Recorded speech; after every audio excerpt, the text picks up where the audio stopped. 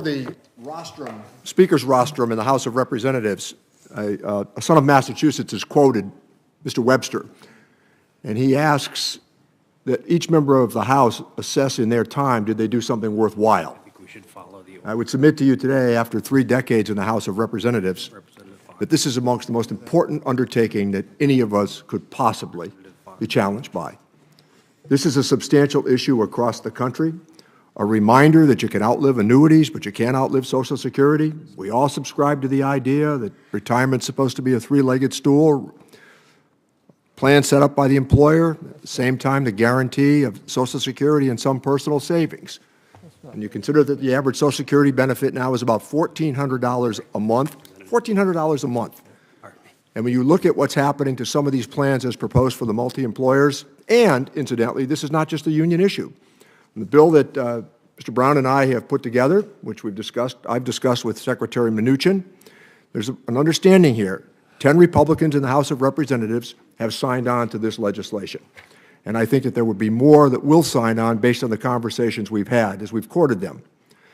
When you consider that somebody at the age of 65 to 75 or maybe 80 years old is all of a sudden being told that their entire pension plan is near elimination, after they've planned for a lifetime. It's one thing for a pension plan to fail for somebody who might be in their 20s. It's quite another to have the plan fail for somebody who's in their 70s or their 80s. Where do they go to make it up? They took a lower salary during many of those years for the purpose of guaranteeing what retirement might look like. And we have a chance to put together a workable plan based on goodwill and, by the way, some of the good work that you've done, Mr. Chairman, over the years on this. Well, thank you. And in addition, I'd like to highlight something else that I think that bears noting here. I was here for the S&Ls. I wasn't here to help create the problem, but I was here for the solution, and it was pretty painful. And when you look at what happened with the S&Ls, that came down to a bailout.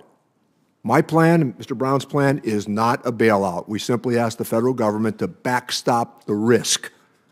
And I will say that Secretary Mnuchin had an open mind during the almost 45-minute conversation. So I was here during the Wall Street collapse, when overnight we came to the aid of people on Wall Street. And in the end, what we're asking here to do is to undertake seriously, and I think you set the right tone in your opening comments, Mr. Chairman, as did Senator Brown, with the suggestion that it's important here to listen as well as talk. I was tasked with this responsibility. I've worked closely with many of the people in the audience here, and I must tell you that right now the uncertainty for people and their pensions is going to continue to roil the electoral place across the country as well. So with that, Mr. Chairman, I would yield back the balance of my time.